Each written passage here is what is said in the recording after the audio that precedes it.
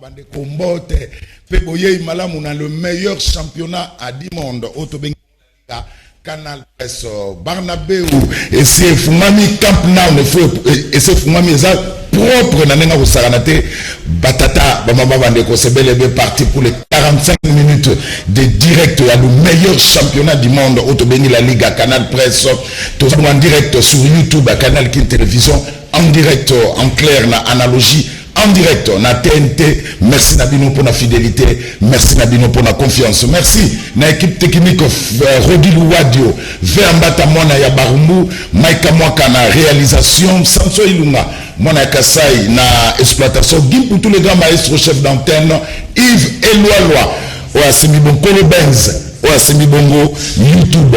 Merci Nabino Pe Boye Malamu na le meilleur championnat du monde. 3 sujets n'est dominé émission Yalelo ba consultation il y a premier ministre Samba Lukonde et Zabongo Kokoba c'est Kokoba Kalate la République démocratique du Congo et Kozwa gouvernement il y a union sacrée de la nation. Il y a gouvernement d'après une information sûre il faut que 12 députés pour le ministère c'est Moko et Koyinda le homme politique congolais à l'oula poste éviter Nassama Lukonde Bakosuka Ndengenini. Deuxième sujet entre l'hôtel de ville de Kinshasa et le ministère de la santé qui est censé de gérer l'hôpital général de référence à Kinshasa ex Mamayemo. Moutou Moutezakuna était nommé comité de gestion Jantiningo Bilalobi non et Zanadem qui n'a qu'à gérer d'après la constitution Nadem n'a qu'à gérer l'hôpital général à Kinshasa ex Mamayemo. Nadem qui faut affecté peut faut nommer comité de gestion kuna. Entre temps il y a la grève na Mamayemo bande konabiso bazako kufa bande konangai yango tokolobela sujet wana qui est censé de gérer l'hôpital général de référence ex Mamayemo. Eza été Nilongondo to eza Gentini Ngobila. Troisième sujet tout ça la nini pour nous sa guerre na est de la République démocratique du Congo ka il y a tuerie bien assassinat il y a ambassadeur il y a Italie.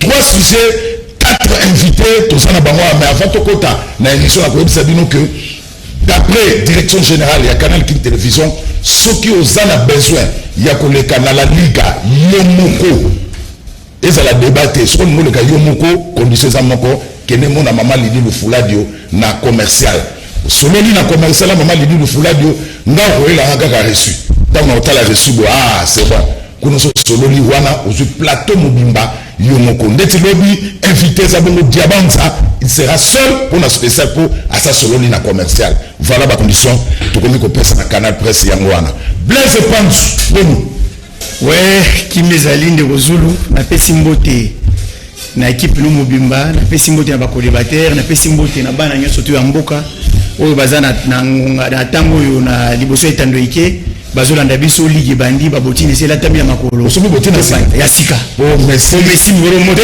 contre Paris Saint-Germain ko qualité contre Paris Saint-Germain ko qualité et les alliés qui viennent Mbappé et la seule babotina sika. Alors Joseph IDPS boni bien Zulu, merci pour l'invitation. Le peuple d'abord.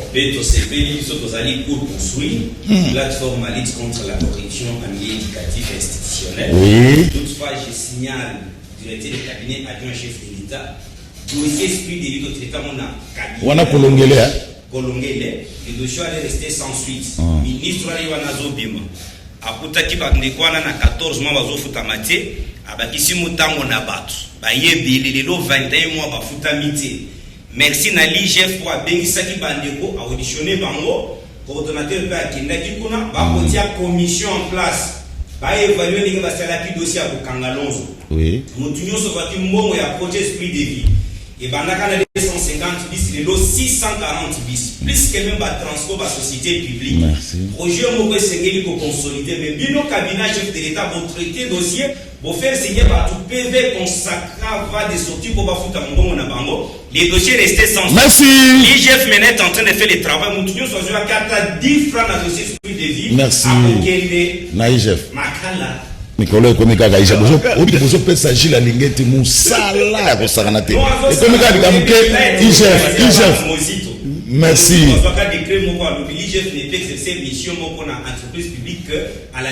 Merci Joseph. Alors, Anissé Palou, Mbote. Mbote ndeko, Mbote na ba co-débatteur na ngai, Mbote na ba militant nyonso ya Palou. Tozo dénoncer muke na entrée de jeu awa. Rapidement. Comportement ya ndeko Kitenge Yesu. Oh. Ye alinga sala biloko bandeko mama li passe ya ancien chef de l'État Joseph Kabila Salaki abengisi Palou po asangisa bango nzoka nde na sima ya kosangisa wana azalaki na makanisi mususu ya koluka ko marcher sur tombe ya Antoine Gizenga. Donc Kitenge Yesu babiloko zo sala wana chef de l'État zo linga yango te tika yango tika Palou ba fonctionner ndenge mibeko ya mboka eseli lelo Palou eza légal ezali oyo mayo bazo gérer. Nous ne voulons pas des implications inutiles oyo zo sala wana biso to landela yo malembe to kanga yo place to kanga yo ezali. Merci biloko wana chef de l'État lingi yango te. Merci. Alors ba surnommé ye Cristiano Ronaldo Jimmy Kitenge Boni. Merci beaucoup ndeko Zulu pour na invitation. Apesi mbote na bandeko tuba Rolanda biso particulièrement na ba Rolanda biso na este ya mboka na babeni na Butembo na bikote kuna nyonso kote bato ba okufa na yelelo na Canal Presse mena motema pasi pour bandeko bakufa kilobi. Merci Jimmy Kitenge dit Cristiano Ronaldo. Alors émission Zabongo interactive nous avons suivi en direct sur YouTube à travers le monde grâce à Yves et Loi vers mbata na barumbu soki bato poto bazo tinda ba message il faut batia rappeler ba pays na bango et comme ça totangi komo totangi pe na pays et sika a vandi bino bozana Kinshasa botinda ba message na bino okomi kombo okomi na commune na yo ba message est cadré na ba sujet au tout ça na kati ya émission. Premier sujet, la consultation. Nous avons Joseph, il y a une sacrée consultation. Il y a le Premier ministre Koba, Kalaté, il y aura un gouvernement, il y a union nationale. Mais la taille du gouvernement, bah, 44, 43. Mais d'après une source, il faut vous avoir 12 députés pour la poste ministérielle, c'est Moko. Et vous avez le président Boyako, Congolais, l'indi poste. Merci, Ndeko Zulu. Nana banza eti na pesaka proposition awa na Chine bino pena ba ipai mususu na lobaki boy tellement que basala ki système ya ko saisissonner ba ministère. Je prends un exemple: agriculture, pêche et élevage. Ba commissango 3 ministères. Vous prenez un pays comme la France, au côté de bidier, finance, affaires étrangères et ko construire ministère moko. Mais comment expliquer que Bissombo un gouvernement de 66 ministères et pour ça la ligne? Ok, par exemple, plan développement rural et pour ça le ministère Moko. Mais les développement rural c'est tout un ministère à part entière. Mais pourquoi tout ça? Qui proposition était et c'est que tout ça dans le gouvernement 26 ministères. Et dans 26 ministères, c'est juste 4 vice-ministres. Na niveau, il y a 5 ministres, autobenga 5 ministères de pouvoir, ce soit de notoriété. Finance, affaires étrangères, défense, na oyoyo mususu, tobaki si ba vice. Donc, ça, le gouvernement, il y a 31 ministres. Pour la ligne pote, ba portefeuille fonctionnement na bango moko, ba ko consommer mon rebelle.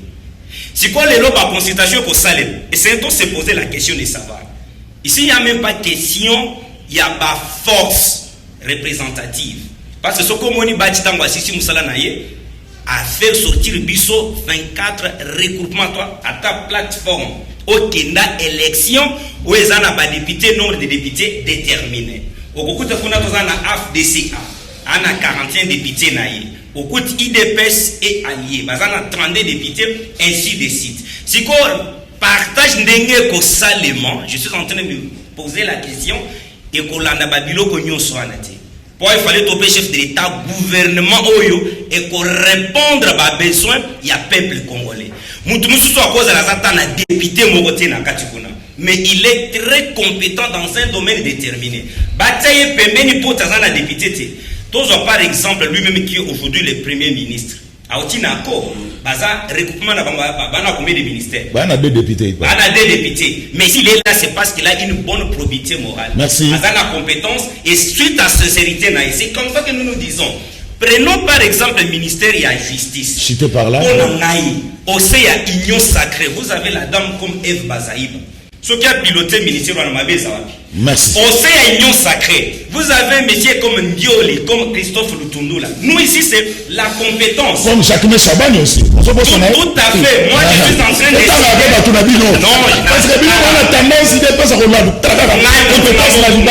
Joseph Kajimou, la compétence à gérer le ministère de la justice. Et je sais comment mettre un magistrat dans de meilleures conditions. Moi, quand nous apprenons les droits à l'université, on nous disait que magistrat est là dans le bureau au Azaïe Mokona. Merci. Parce que quand il est en train d'auditionner, il est cabinet Moko avec 5 magistrats.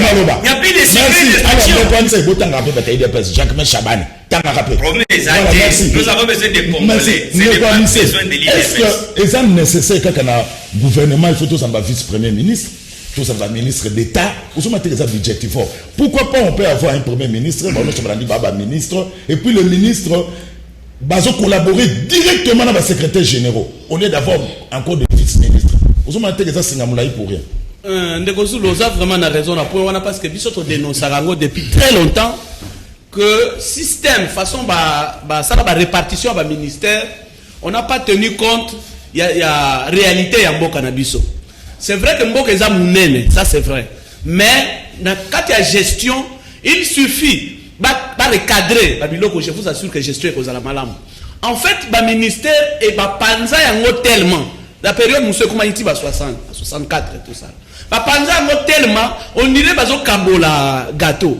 Tantôt vice-premier ministre, tantôt ministre d'État, tantôt par titre et belé. Mais au fond, parce qu'on dénoncer na souka ya mandat, bazo dénoncer incompétence, bazo dénoncer léthargie, bazo dénoncer pas mon nyos o ezo kindewana. Alors on devait se poser des questions, même les lotang bazo loba, et qui t'a 30, et qui t'a 40, tout ça. On devait se poser, dénicher le vrai problème. Le vrai problème, est-ce que parce que le ministère baza est belé? Peut-être oui, parce que et comme budgétivore, comme vous voulez. Est-ce que le vrai problème est la compétence? Ça c'est aussi une question. Est-ce que le vrai problème est la bonne volonté, bonne foi, respect à l'éloko ya public? Est-ce que ça on devait commencer par cette étude-là. Tant qu'on va quitter ça, tant qu'on va mater ça, tant qu'on va restreindre et qu'on va justifier. Mais tant qu'on va y aller, non, le ministère va consommer belé qui ça 30. Même si ils sont compétents. Ou va animer de bonnes foi. Ce qui système est en place, ils vont permettre à un ministre à travailler normalement. À tabakiti si na 20 et qu'on joue rôle. Moi je pense plutôt qu'on doit d'abord organiser le système lui-même. Kocha bamibeko ba ndelo oyo mutakoki ko lekate ndelo oyo mutakoki ko traverser te soko traverser ba kanyo je connais na Rwanda on a arrêté ba tie menotte na ministre en plein conseil des ministres parce qu'il n'a pas pu justifier moi le projet on a demandé ba tie menotte. C'est le système comme ça qui doit marcher dans ce pays. Nous, au monde, à Tabaza 60, mais ceux qui budget est bien canalisé. À Tabaza 50, à Tabaza 10, mais ceux qui budget est bien canalisé. Utilisation, ils ont qu'un normal. Moutaïbi va founder, va canlier. Je vous assure que vous avez 10, que vous avez 20, que vous avez 30, impact que vous avez des problèmes à niveau. Merci, M. Nissé. Alors, Blaise Panzu, Naba Bato, tout le monde va se défiler et pas Yassama Lukonde. Ce sont presque le même figure. Le même figure qui ont échoué pendant 18 ans et ils veulent encore revenir dans le gouvernement, il y a union sacrée. Est-ce que Sama Lukonde sera-t-il capable de faire l'oiseau rare dans le gouvernement? Merci Ndeko Zulu. Nalandi ba kolibataire d'Angami ba lendenge ba lobby. Ndeko Zulu, mon ibino boza pandisango. Ce qui toujours mémora le peuple dans sentiment ba politicien Congo et l'évolution. Voilà. Tous à la claire et pragmatique. Le mandat du président Félix Tshisekedi, c'est un échec. Donc, le ministère parce que quand vous dites, quand vous avez sa population, que tout ça c'est le gouvernement et l'Union nationale, pardon, tout ça c'est la bouée, Samba Lukonde, qu'est-ce que Samba Lukonde va faire au Matata Pogna à Salade?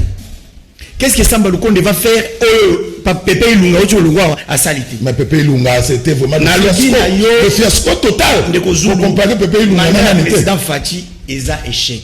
Joseph, le président Fachi va échouer. Pourquoi? Le président Fachi va échouer parce que a dirigé Mboka na IDPST. A dirigé Mboka, avec le même personne, on va détruire Mboka pendant 60 ans. Vous comprenez? Moi, je voulais voir le président de la République, même s'il faudrait associer Batou. Dans mon ligne de parler à Zalia. Il y a des gens dans la télévision, le peuple congolais, les solos, il y a Palou.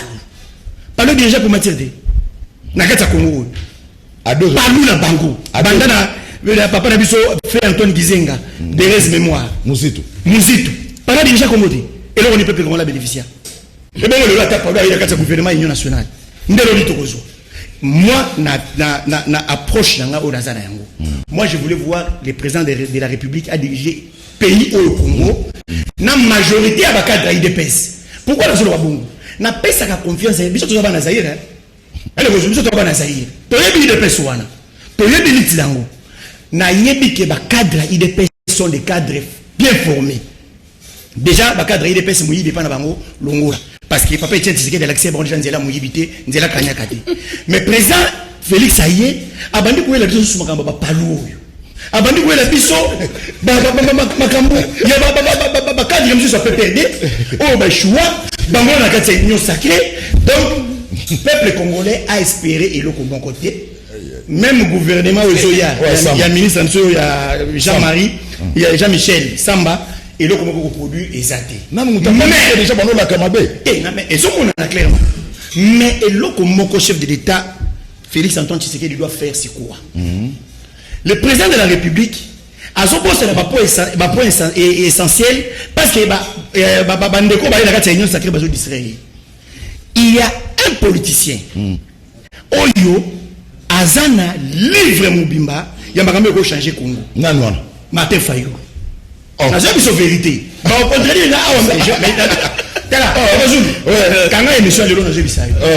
Tant que président de la République, Félix Antoine Tshisekedi Tshilombo, a dirigé Congo dans programme où il y a 1+4. Au moins, le gouvernement budgétif, Makambo, il y a Congo où il y a 1+4.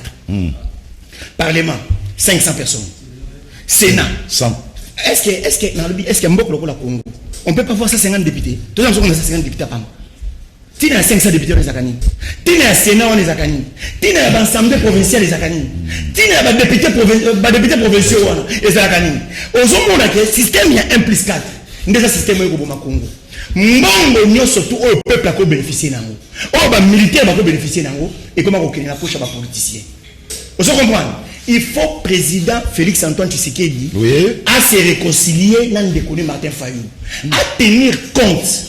Il y a Makambo il faut la zone où il y a la réforme. Pas une zone où il y a chité par là. On a chité. Oui.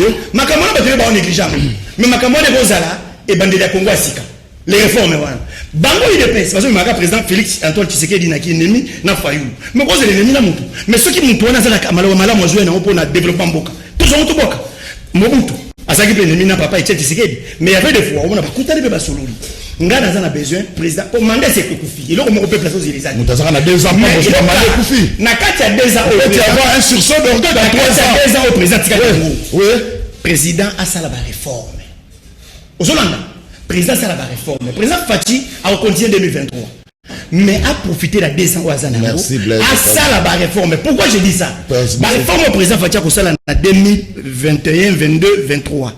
Et comme ma biso na ba élection à Malam en 2023 et comme ma biso na ba institution à Malam en 2023 et c'est alors à partir de la réforme on est au sein temps président qu'on a réélu en 2023 au moins on a peuple congolais. Merci. Mais le système on a voté banana on a un plus. Merci peuple congolais. Merci Blaise Panzo. Alors Jimmy Kitenge, est-ce qu'on peut s'attendre à quelque chose dans le gouvernement où les autres Makalamengite à Samba Lukonde? Est-ce que Samba Lukonde est capable de relever les défis avec son gouvernement? Merci Ndeko Zulu pour na mutuna. Le pauvre Sama ti aya wana basi batandela mbeto ya échec. Sama a déjà échoué avant qu'il ne soit premier ministre, il a échoué déjà. Pourquoi? Na ko développer idée na ngai na 3 volets. Il y a Liboso. D'abord, quand on constitue une majorité pour l'obéissance, parce que le Premier ministre et son gouvernement, ils sont l'émanation de la majorité parlementaire.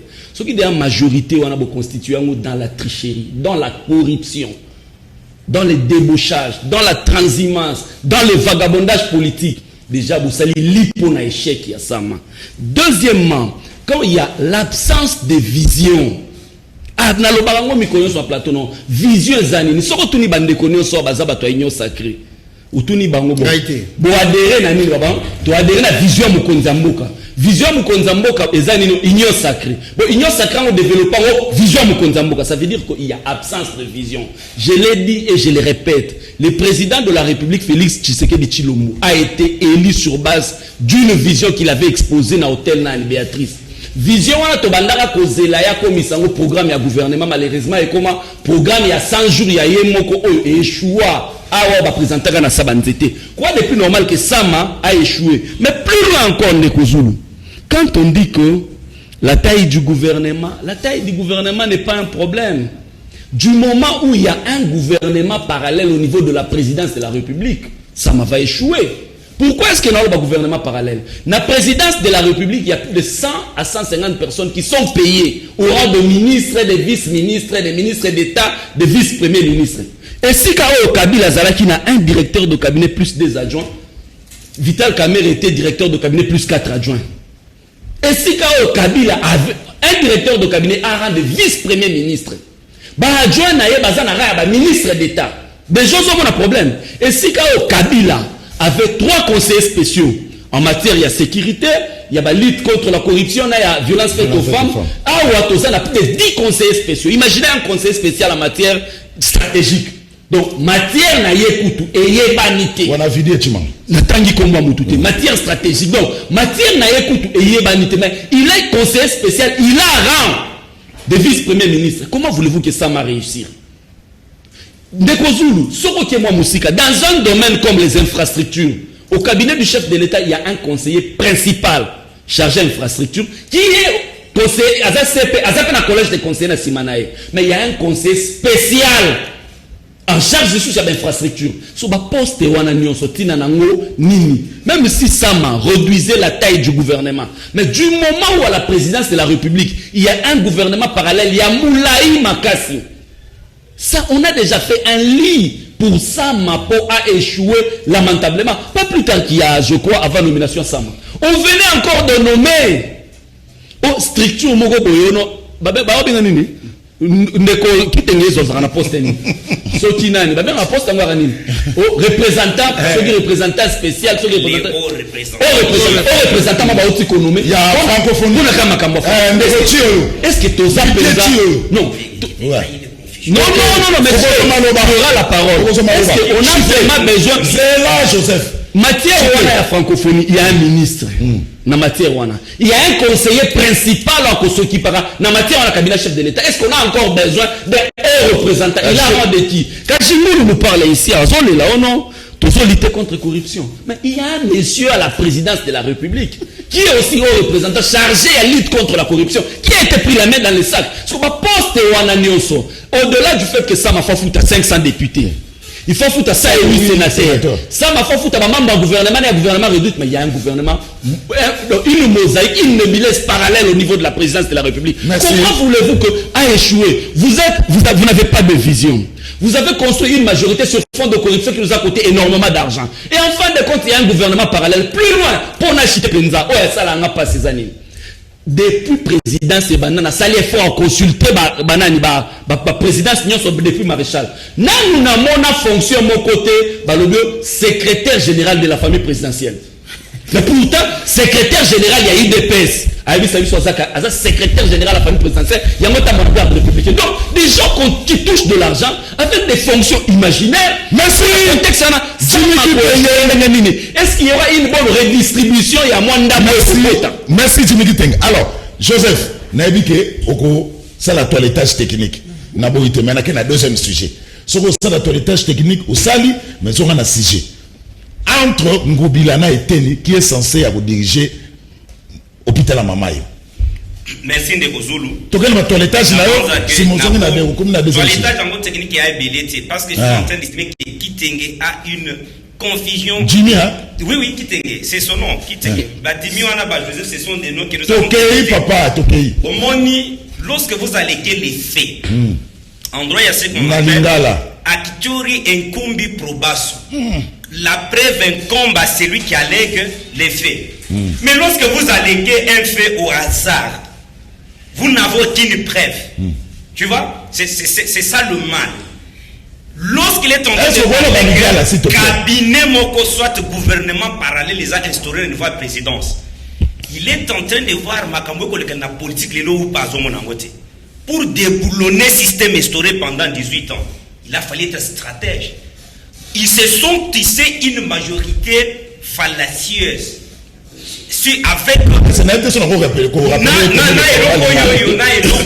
y a des sous-bassements juridiques qu'ils ont appelé FCC. Aujourd'hui, Bahati a sali Moussal Oyoyo, 24 plateformes au Bakenda élection. Il y a encore FCC Congolais Banso. FCC Kenda élection. Et puis, il y a bien aventure Basalaki, na débit, Mova Moutunabango, à Mekaki. À la fin, il y a l'élection, à côté, FCC comme recours. Mais Djima c'est là. Djima Lobi, l'échec, c'est là. Djima Lobi, échec, il y a ça, Maboukonde, et ça déjà, comme on a, parce qu'il y a un gouvernement parallèle au niveau, il y a présidence de la République. Mais absence de vision. Alors, même pas une ça, c'est des années union sacrée. Qui était fondamentalement, tout solo là. Et à l'Oubuta, au moins, ça m'a réussi pour l'année. Ça m'a évoqué, pas question que si Mané, ça n'a pas député, belé. Ça m'a voté suite à probité morale, compétence, sincérité. Et n'oubliez pas que ça mes abattoirs à Liboso va bénéficier de la première ordonnance à chef de l'État dans Bajikamine. Au Bango va bloquer pendant une année et demie. Awa va kopona batoyo va causer très actif dans le terrain. Échec. Toi j'ai échec dans Malobati. Tout le monde va donner ça. Lorsqu'on va mettre le gouvernement en place, au moins nous ne sommes pas dans la gouvernance à autosatisfaction. Il y a que 5 chantiers kakema échoua tobeti maboko raïs na neba ko bengel soki Mossad. Quelqu'un qui échoue vous l'appelez Mossad. Vous l'appelez Mossad et c'est base de quelle conférence à Dubaï? Kabila non, nani a béni si j'ai vu confusion sur cette histoire. Kabila va ko bengi cette conférence parce que azana connaissance na kine kopesa en Afrique. Tous on a un sujet. C'est ça, il faut une parenthèse. Donc écoute, je suis en train de vous dire des choses sérieuses. Voilà. Qui tengue n'a rien à dire que ça m'a échoué, tous de la sama na Musala. Bisobe to zenga sama boy. Atik tango azozo gouvernement. Tshisekedi Félix aboya 8 millions de dollars ya communauté à étranger ba fanda kawa tango azoka pouvoir. Aboya Kanyak atia suri parce que population cause la débat politique ñoo sur société. La population veut que to proposer makambo yoyo population ko bénéficie. Merci. Au salaire de dossier o ya Bangobila. Ngobila ante gouvernement eteni. Parce qu'il y a une grève dans on a droit à ce qu'on appelle sorte de compétences. Ils ont bien compétences personnelles, compétences territoriales et compétences matérielles. Na o Italie Ngoubilana ministre de la santé publique. Tous en a auto compétences territoriales. Compétences territoriales et alignées. Et là qu'on circonscrire carrément toute compétence n'est que salé. Par exemple. Lorsque tu lis l'article 203, ils ont justement l'entête, ils ont sans préjudice de d'autres matières. Matière où il y a concurrence. Il y a la concurrence entre gouvernement central et provincial. Aucun a 204, c'est la compétence exclusive il y a province. Kuna kutu ministre national à Kokotate. Na minute tango jusqu'au arrêté. Il y a un premier ministre au Azobimo. Aujourd'hui, il y a une décision au économie, comité de gestion ya Mama Yemu. Ngobila n'a pas raison. Parce que l'hôpital Mama Yemu relève à un caractère national. Maman, vous avez un caractère provincial. Non. Ça n'a pas un caractère provincial, un caractère national. Et puis je te prends. Au moins, Ngobila mega qui économie peut pas bourgmestre, non? C'est cette confusion légendaire au bateau FCC Bazakanango. Il y a moi-même au sein de l'union sacrée. La différence avec les FCC, c'est quoi? Dans l'union sacrée, la sanction est effective. Parce que bateau belé dans l'union sacrée, ba moni neti, ba y récréation n'est pas qui salaka. Oye ba ko sanctionner. Compétence à hôpital. Quand tu prends même les avenirs à Kinshasa, il y a des routes où ils ont la compétence provinciale et des routes à compétence nationale. C'est de la même chose. On ne peut pas inventer les roues ici. Ngubila n'a pas compétence à économie. Malgré que Balobi a nommé Ndekona pas ça congolais. s'il est compétent. Et puis lorsqu'on est en train de parler que article 33, juste un Chiter à mettre Anissa Zomalo. Je suis en train de chiter Anissa Zomalo. Quand tu lis maintenant début article 203, bien que c'est une matière concurrente. Lorsqu'il y a maintenant la matière concurrente, qu'est-ce qui prime? C'est ce qu'il y a le caractère national. Parce qu'on dit ceci, lorsque le principal est acquis, l'accessoire tombe de soi. Merci. Dans ce stade ici, l'accessoire c'est le pouvoir provincial qui doit céder le ministre de la Santé publique sur le plan national, nommer les comités parce que socialement par là, merci. Si vous n'avez pas compétence, merci Joseph. Alors il y a un flou, maître Anissa Mutambibeko. Maman Emo, est un caractère provincial, tout est un caractère national. C'est ça le problème. Qui est censé affecter le personnel médical na Maman Emo? C'est ça le problème. Parce qu'il y a la grève, Batubaso Koufa. Merci. Merci. Ndegoso nous permettre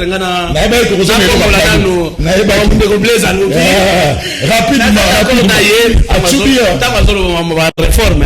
Je suis d'accord avec lui.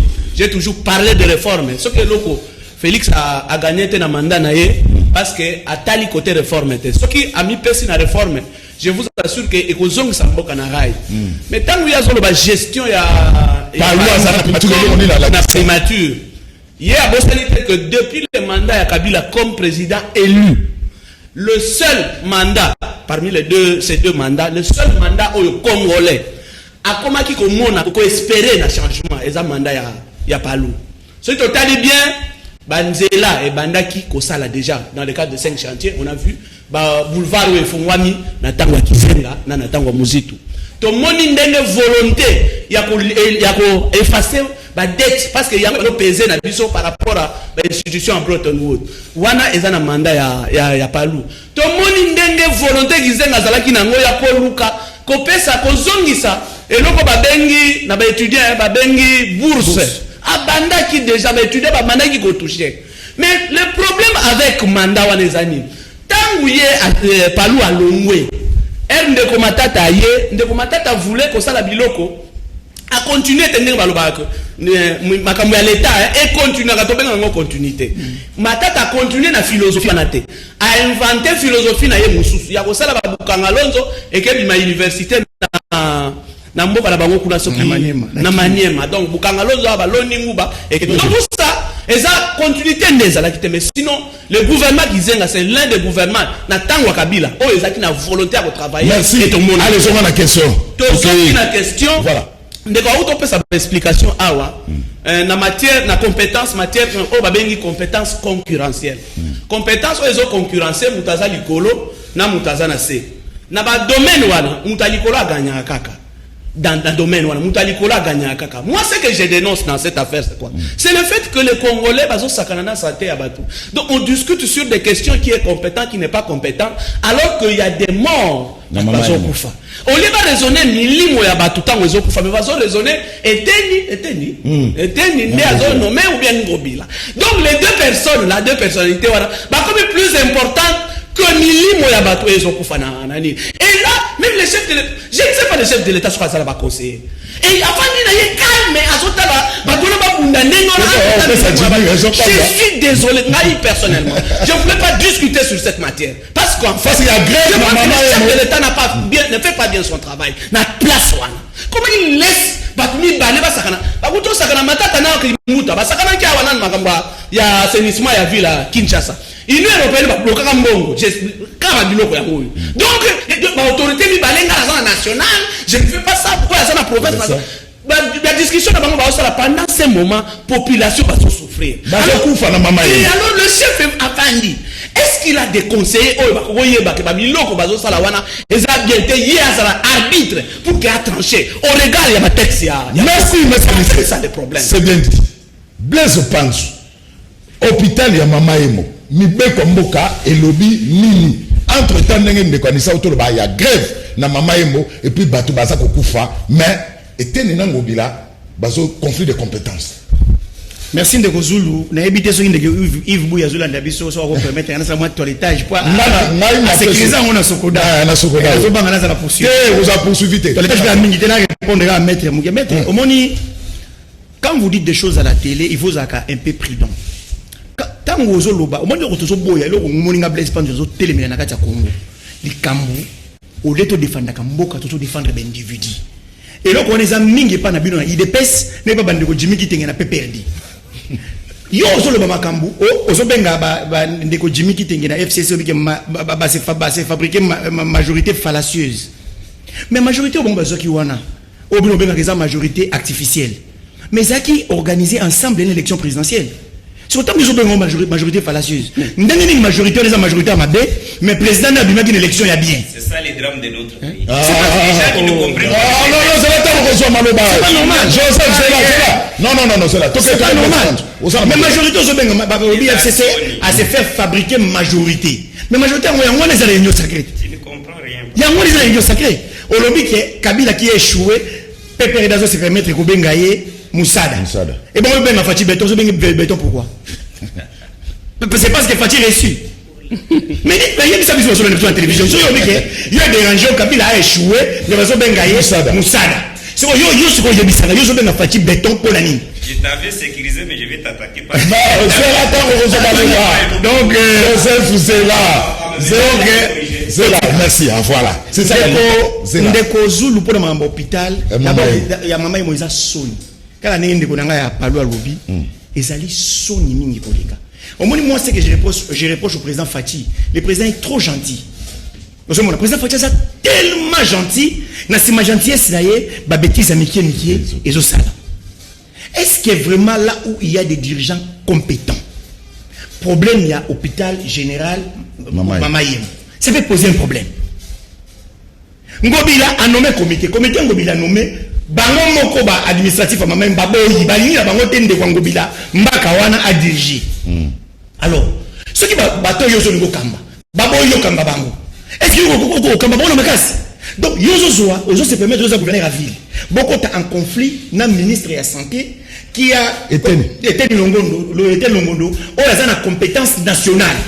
Au débat pour l'hôpital général. Non, Blaise Pandje, moi mon problème c'est quoi? Mon problème c'est quoi? Est-ce que l'hôpital Mama Yemo est un provincial ou un national? L'hôpital Mama Yemo est un national. Et c'est l'hôpital général. Malgré tout ça, la province à ville. Effectivement, il y a un hôpital à intérêt général. Moutou ou à cause de la même mise, dans un hôpital, maman y'a mon maître Baki, par rapport à Eten Ngobila, c'est le ministre Eten Longono. Parce que lui, il est le ministre national, il est le ministre de la santé. Maman y'a dépend, il y a une nation congolaise. Maman y'a dépend de la province à ville, ça dépend de toute une nation. C'est un hôpital général. Alors, tant que vous êtes imbogriou, vous êtes conflit, mais est-ce que vous tenir compte que les gens meurent? Mouana moni ba mettre na télévision ba buka morgue parce que et bembe ya mutu na bango ezaki kuna ezo bimate parce que ba dans salade grève. Donc ezali son mini de Zulu, le chef de l'état doit s'impliquer personnellement. Olati kaka dani gouverneur Ngobila na ministre était ni ba kende ke pas ba député ba répondre ba député. Le chef de l'état a bengisa bango na présidence. A tout na ba exactement quel est le problème et ce que le chef de l'état moni va s'impliquer yemoko pour la société comme moi. Merci maître Blaise Pandje. Alors Jimmy Kitenge, mais on ne comprend pas payer l'homme politique congolais Batou Baza Kokufa dans l'hôpital maman parce qu'il y a grève bah mais c'est pas ça la tête même abi contribue balé bazo wele la nana renommé comité de gestion. Ça se passe qu'en République démocratique du Congo Makambo. Merci Ndeko Zulu pona motuna nako naviguer na sens ya ndeko na ngatango lobi ki ndeko Yves Bouya a permettre biso toilettage tout ça la moi toilettage na c'est un peu pour recadrer ndeko Kajingulu parce que apparemment il est en train de naviguer na mer oyo bakinyo so ba ebité au moins ndeko Kajingulu ça fait 2 ans que IDPS est en train de perdre du temps il y a Kolobela Kabila. Pendant que on est tout fait dans le plateau, personne ne cite le nom de Kabila. Le nom de Kabila s'invite dans le débat où on a toujours la question de fond. Mais lui nous amène le débat Kabila. Au lieu de nous parler de Mama Yemo, la maladie, au lieu de nous parler de l'eau et l'électricité, au lieu de nous parler de l'insécurité à l'Est, au lieu de nous parler du gouvernement Samao, mais il nous amène le nom de Kabila. C'est ça la distraction. C'est ça l'école buissonnière dont on parle. Au lieu de apprendre les ABC de la gestion du pays, Bino Bozali n'a pas parlement debout toute la journée. en train de parler de Kabila, pendant qu'il est déjà parti. C'est ce que nous appelons l'école buissonnière. Moi, aujourd'hui, que non, président Félix Tshisekedi, si on va réussir le mandat, il faut diriger la IDPS. On a sa président raison. Peut-être que tu vas Mukonzambo Kamabe Pamba. Mais maintenant, on a étudié calmement président Félix Tshisekedi, que je salue en passant. On a ses raisons. UDPS parti ils ont souffert d'un déficit moko ya makasi sur le plan de compétences. Il y a à chaque fois la fonction il y a minene azo recourir na banani transfert GFCC. Et ça faute na été. Il connaît la maison. Il connaît les joueurs et le jeu. Et ça faut être. Oh, biso, tozwaka moi temps ya kokende se école du parti. École du parti en ba otang Sabino que lelo soko komi ministre, komi gestionnaire au kozala boko sala. S'il vous plaît, monsieur, tu as parlé, arrête avec le comportement des gens qui sont sous le bois.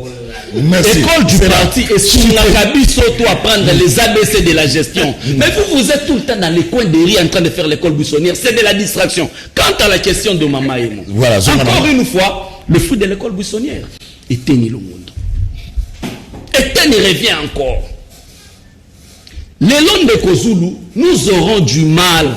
Le gouvernement Ilunga Ilunkamba Oyuti Kosila, Yakobi Miselabiso Nefisco, un seul ministre UDPS. Oh, celui qui est à l'université, tu peux passer contre 10 sur 20. À Satan. Notre ami Dupalou, il est fier de parler de Mouzito. Pourquoi? Parce qu'on parlera de Mouzito comme étant Moutou Oyo, Nayeto atteint un point d'achèvement. On a effacé notre dette. Nous payons 50 millions de dollars le mois à l'époque pour que tu atteignes un point d'achèvement. Qu'est-ce qu'on parlera d'Eteni Longondo? Le gars de Corona, il est belge, il est français, il est congolais. Bozui Bana, pendant plusieurs mois, pendant 2 ans. Et Teni Longondo ne va pas se calmer, il va rebondir dans le dossier Mamaï. Est-ce qu'il n'y a pas d'autre priorité? Ebola Yango et Ningo Bandalisusu. Coronavirus, une histoire,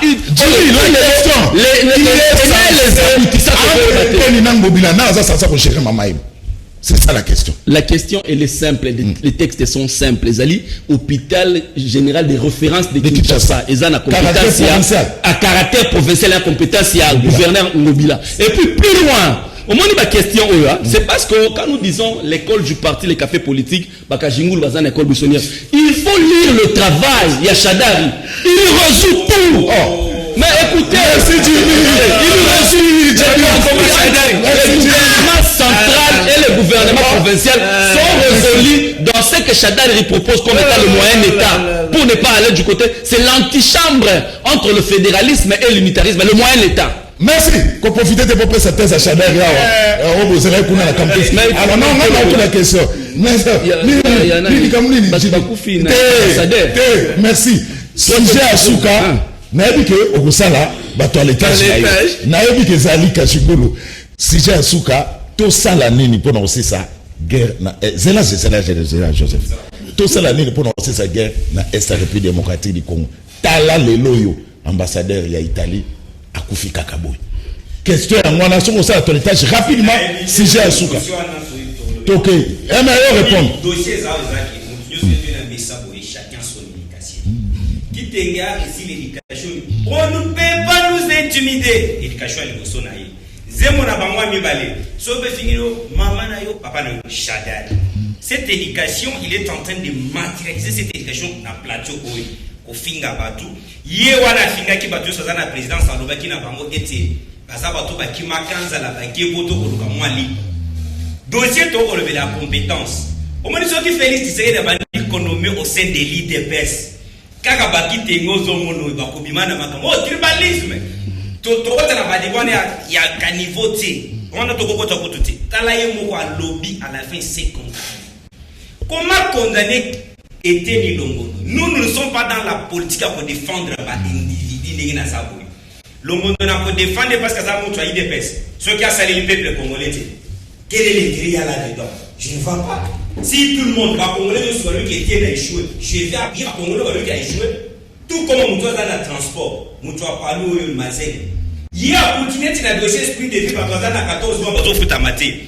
Aïena Bato parlé 60 à côté, s'il est là 21 mois. Gouvernement chef de l'État, mon corps, le qui est bakake mal les 2 ans, bah échoué. Ce qu'on ministre, n'a pas de Robert, c'est la mabo qui t'engue.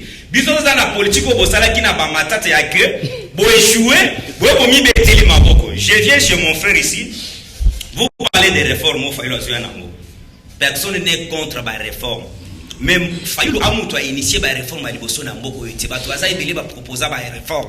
Net ba kitenge ba bebi simoko pendant 18 ans avec Kabila. Il y a zolo totanga Kabila, Kabila a géré ces pays pendant 18 ans. Nous avons le droit de citer Kabila. Le loto toro makambwa anniversaire à Rossi Mukendi. C'était la régime Manani. Régime Manani Rossi Mukendi akufa. Parce que là à l'intolo bangote Chibe akufa na régime Manani. Fidel Bazana, Arma Tungulu, totanga Kabila c'est parce que a combien mon sang tout après Mobeko na bango basalaki. Non, nous avons un nouveau bureau dans l'Assemblée nationale, on va réviser, c'est ça la réforme. Mais il faut qu'on ait babo inde konanga. Au moins une proposition Martin Fayulu, les vieux na biso to bunda na bango na opposition. Toko vidango si distance ya proposition na lorsque on va réformer parce que même l'actuel bureau et Assemblée nationale, bazana conscience il y a qu'il faut réformer la loi sur les statuts des anciens chefs de l'État. Il faut qu'on revoie encore la loi électorale, bassin électoral, il faut tout le lango. Dossier aux la majorité toi qui mon frère, cite-moi regroupement soit plateforme Nino soit 250 plus 1 pour ça la majorité. C'est ça la question. C'est ça le problème. Insécurité à Est. C'est ça le problème. Tu peux pas ramasser tout le monde. Avec la mort, il y a ambassadeur à Italie. Dossier à Est. Tout ça la mine pour aussi ça. On a aussi ce dossier à Est. Beaucoup d'ambassadeurs. Moi je ne peux pas que la CP n'a pas mais tout le Congolais peut pas faire belé na Est. Mais voilà comment on a médiatisé où il y a ambassadeur et comme même les médias internationaux ba lobeli yango. Mais ba Congolais ba kufi ba millions depuis 18 ans sur Kabila oyo. Si les loba zo continuer kokufa. Bango baza ba nyama, baza ba tuté. Moi je suis d'accord et loko salemien interpeller communauté internationale. Nous avons la MONUSCO ici pendant plusieurs années. Pourquoi ba acte va continuer? Et puis des dépôts on a aussi ce dossier il y a Est. Oui. Il faut dénicher ba infiltrer Congolais ou ba se coaliser na ba force étrangère. Faut qu'on déniche bango. Kokota même na armée. Tous les généraux millionnaires, tout le salaire na bango ça a combien? Ba combien ba millionnaires sur base de quoi? Tous les députés, tous les caciques du FCC ou ba comment ba millionnaires. Ba l'exécution place ba kata bilanga, place ba sala commerce pour pas comme ceux qui sont aujourd'hui. Et ceux qui ont landeli la plupart, ba mbongo na bango zouta na ba est. Et puis il fallait une armée na biso nettoyer. Il y a un autre chef de l'État. Même dans la territorialité, même la petite territorialité, il faut relever. La preuve, c'est quoi? Batonyon, maire des villes, administrateurs des territoires, ont été nommés sur base d'influence. Il y a Kassik, il y a FCC. Merci. Tu prends par exemple ma ville natale, Moueniditou. La dame qui est là, nommée par Chadari. Yo ebi ke mutuana tanenge pa koya lelo na flatterie à côté de l'union sacrée asa vraiment un chef de l'État. Donc non, faut relever à partir de l'administration de sécurité. Voilà, merci. Alors, merci. Merci. Pendant 18 ans, avant de mettre un message à Maloba, Zanatan rapidement quelques messages pour ça et sur notre son article on a souka tank aussi là. Ndeko Zulu bolo belana nous chauffeur et ambassadeur bana bayeba merci Ndeko Blaise Panzu Serko depuis Kingabwa. Chauffeur né na mon conseil diplomatique. Il y a chef de l'État lobby na télévision akena ko kutana na mwasi nae. Hein chauffeur wana comme le Bilomba. Bilambo. Si je ne me trompe pas. Conseil diplomatique à chef de l'État kutana na mwasi nae. Bonjour Ndeko Zulu tout le monde ide parce budget sama et ko sala kaka oya ilunkamba atika to msusu ezali kifumu bulantulu na kinkole. Bonjour ngobilana eteni longono mais bako wela teke bago ba nouvelle unité ya santé bago wela teke ba nouvelle unité to foot ba foot bango mais bango bazo wela l'intérêt na bango mbuta malaka na cité verte papa sur mbote pour mettre fin aux tueries à l'est de la République. Le sort dépend de sa population et de ses chefs coutumiers car l'ennemi n'est pas connu et vit au sein de la population. Le général des hommes libres na Kingabwa yemta komi. Bonjour biso baja secrétaire général il a su tous souffrir plus de 5 mois à grève. Sans suite secrétaire général Kamina Kabangu na directeur à budget bazako liambo na biso ça les 3 ans tous futa maté bolo bela biso c'est l'état des droits. La Bible dit l'ouvrier mérite son salaire. Voilà Alice est-ce que ambassadeur il y a Italie à se retrouver dans zone dangereuse ouana administrateur territoire n'était pas au courant, le gouverneur n'était pas au courant qu'il y ait de ambassadeurs sans que ça déplacement na est République démocratique du Congo. Merci Ndegosulu. Et puis système gestion à Wanamboka. Mutra ye soka za ambassadeur soka za nani akotambola ndenga lingi des fois tu as même ambassadeur aux États-Unis avant dina population comment il est arrivé là-bas to éviter ambassadeur, moi je n'ai pas vu un ambassadeur imprudent comme cet ambassadeur. Donc il est mort à cause de son imprudence. Attaque de sécurité à on ne peut pas se promener comme ça, comme s'il était en Italie. Donc il était en RDC et précisément dans Est.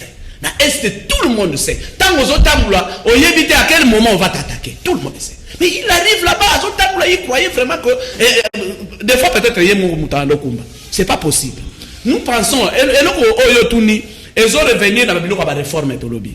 Pour résoudre le problème, il faut armer la réforme. Ces généraux là, où il y a Bengi, je ne sais pas, il faut pas l'ombre. Un pays ne peut pas avoir plus de 600 généraux. C'est pas normal. Donc il faut passer la réforme dans le domaine où il y a un qui permettre de réduire l'effectif à généraux, nommer les généraux combattants qui travailler avec patriotisme dans Makila pour que attaquer la guerre à Est. Alors,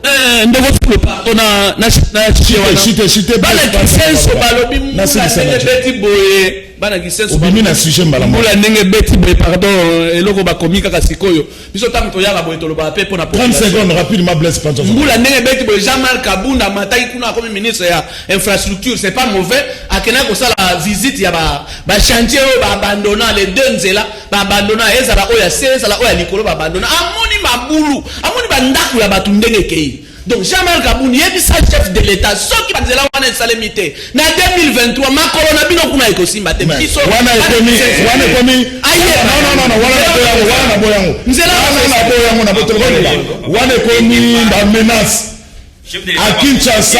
Après la pluie c'est le mauvais temps et ça qui s'est sauté Boutika sama lukonda zoya il y aurait un ministre aïté père ba olanda makamwana kolobate ke bana kitseso soki ba bongisi wana te ba chama kolokuna te wana ku menace na boli yango. Alors avant Blaise Panzo maloba to sigisa na Jimmy tout le monde IDPS tangu bato bazalaki kokufa à cause de l'insécurité ezalaki na mutu ya Kabila lelo ba oyo ba kokufa ezala na mutu ya nani eza Soni Mafa Martin Fayulu Grand Aigle Richard depuis Ngalema.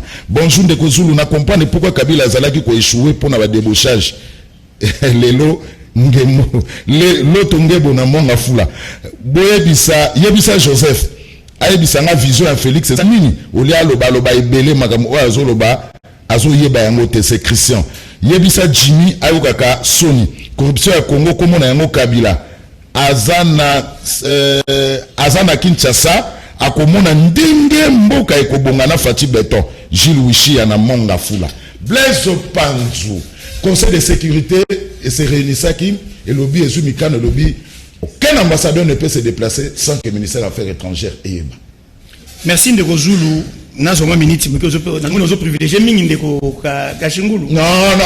Il y a d'autres temps. Tout le monde a la souka. Ndeko Zulu moni likamboyo ambassadeur wa ucho kufela. D'abord on a présenté ba condoléances na communauté italienne surtout. O ezana kati ya Congo même na pays na bango on a présenté ba condoléances. Mais lo salinga pasi mingi zali pona ngai. Ngana sepela na liwa mututé parce que être humain a sacré.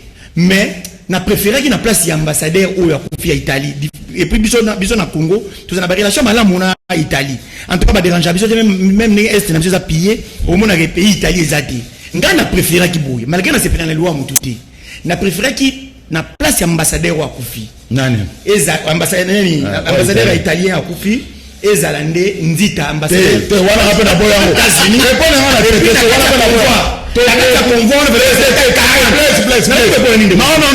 tout souhaite allez répondre à la question. Pourquoi pas ça na Jimmy? Les noms de comprendre que Nengon de José Lubaki qui va congolais soit un sexe na banyama. Parce que comment italien moko akufi monde ningani.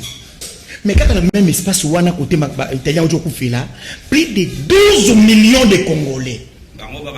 Bango Bazabataba, communauté internationale, à Kipagate. Dieu a fait justice. Mais par rapport à Kolobandenge, pour guerre à Est possible, il faut tout ça la ligne. Oui. Premier point. Oui. Pour guerre à Est ici là. République démocratique du Congo faisons un combat Zaïre. Merci, ok. Et puis on a Zaïre. Pourquoi? Parce que République démocratique du Congo, nous avons un combat ezali idole nanga musée Laurent Désiré Kabila. Akufa naïe. Oui. Akenona makanisi naïe. Ba o batika na simati lelo. Ba po télévision eloko moko te na ndenge kombo ya mboko oyo échangeaki République démocratique du Congo. Alors, des présences de quoi Moïse Akufa naïe. Oui. Chef de l'État, quand on a même de par rapport à la réforme, Balongo, la pays comme la République démocratique du Congo, Deuxième point. Oui. La province, et l'on a 26, ils ont 11. On a pas pour chaque. On a 11 parce que il y a 6 provinces. Voilà. Troisième point. Ba gouverneur na ba territoire ou insécurité zo régner makasi. Et l'on ba gouverneur civil, ba gouverneur militaire. Ba gouverneur militaire il y a STT. Ba gouverneur militaire il y a Bangala, il y a Bandundu, na ya Bakongo. 4e point. La Souka, national des ongas zaïroises. 5e point pour terminer. Constitution 2006. Il faut tout passer là. Ouais. Il faut passer la constitution on a. Tout ça la constitution sous mais est-ce que vous savez vérité le la constitution sous faki. Oui. Total la siko ndengeni limbo ba kokende. Pourquoi? Parce que merci rétrospection, Kobanda 2004, si 2021, notre pays ne marche pas. Oui. Notre pays ne marche pas. Oui. Or, nous avons la même constitution. Merci. 2006, nous avons les mêmes généraux. Nous avons Mokanabiso et Zonga. Merci. Alors, Jimmy Kitenge, tu aussi Salayo, Jimmy Kitenge, guerre Est, pour tout l'embi, pour essayer la quelle stratégie? Merci beaucoup Ndeko Zulu pour la motuna. Na koyebisa d'entrée déjà avant na rebondir na motuna na ona Ndeko Blaise to éviter babilogo ya balabala to même on a plateau ça plateau moko très respectable. Hein tango lobi mbokelongwa kongwe koma Zaire ebongaka makasi comme la poto qui tant to komi na enfer. Pourtant nous avons hérité ça du Zaire il y a 14 milliards à Banyongo et autres. Donc il faudrait non s'il vous plaît tu as parlé s'il vous plaît tu as parlé j'étais discipliné. Merci Tokei. Zaire to kufa discipliné kabanda Blaise c'est là Jimmy Tokei. Analyser la question des merci Tokei rapide ici. Pour rebondir la question na yo avant na rebondir la question na sama toilettage muki pour la Kajingulu alobi que non ba Rusimu kendi pe à sonam chebe et autres ils sont morts pendant la période de Kabila. Tika na ajouté quelqu'un dans la liste on a fait pendant la période de Gigiani Akufa qui procès to éviter 4 membres ya IDPS na marche oyo ba pekisaka na période ya nani ya corona bakufaka bato abundu dia mayala bakufaka bakata katanga babomaki bango to éviter. Mais quant à la question de l'Est ndeko ngai oh là vision ici c'était un problème très complexe dont basimbarango na basimbaranyo kana katikati te. Nous avons connu tout un tas de promesses la promesse sobito sangisa ngo koko mata Bible. Mais en réalité, à ta début à solution, il vous souviendra que le fait général Delphin Kaindi, ça la correspondance moko na bakonzi ya mboka oyo. Aibisa bango ki bo accrédité ambassadeur Vincent Karigati. Bobo sanelo koana Général Kaindi fait à son âme alobaka bobo ya accréditation ambassadeur Vincent Karega. C'est un complot. États-Unis, naba multinationaux, bazalaka nango na sima, en passant par le Rwanda. Aujourd'hui, le Rwanda, c'est un allié privilégié du régime de Kinshasa. C'est un complot des États-Unis, de la MONUSCO, en passant par le Rwanda. Et pire encore, les lois, la République démocratique du Congo, c'est l'unique pays au monde où les ambassadeurs se déplacent et le ministère de l'Intérieur vous dit que tu es. Mais il y a déjà pendant que la frontière il y a l'ANER, il y a la DGN, il y a la police des frontières, ce sont des services de compétence et un ministère intérieur. L'ambassadeur des États-Unis, la manière dont il se comporte, ambassadeur à quel aminemou, les autorités de Kinshasa, nous sommes dans quel pays? Merci Jimmy. Tu as conclu, tu as chité. Ambassadeur à l'ambassadeur ambassadeur Merci, des Jimmy. États-Unis. Oyo bazo choyer na mboka. Merci. On va privilégié. Il est incapable de trouver des solutions. Pendant l'ambassadeur de la France dans Centrafrique, il a réussi à obtenir Merci, Jimmy. l'intervention des acteurs afin contrôle là-bas. Il y a pendant 18 ans, on va gérer Mboka. Kende na ndili a okuta eza na ndili te na ndili. Moni na te moni. na ndili te. Oui, na la tokei. Merci. Merci. Botika kwa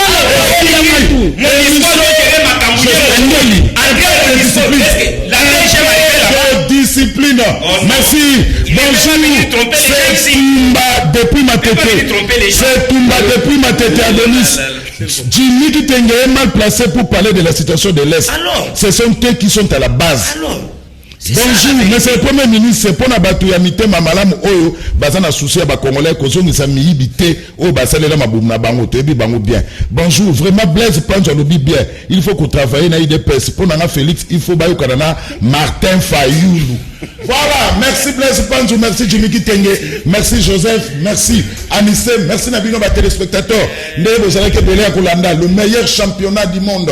Oto bengi bongo la Liga, Canal Presse Yamukola Lelo Ekomina Souka. Merci à l'équipe technique na rappelé bino soko ningo zala invité spécial ya Canal Presse ozala yomoke baneti Souka les kana commercial le père maman Lidi Lufula dio au sali ba condition surtout au Roleka ndeti le vendredi Diabanza Canal Presse Ligue spéciale yenim tawsa na biso na plateau pour solo déjà na commercial botika na malamu tokuta ni lobi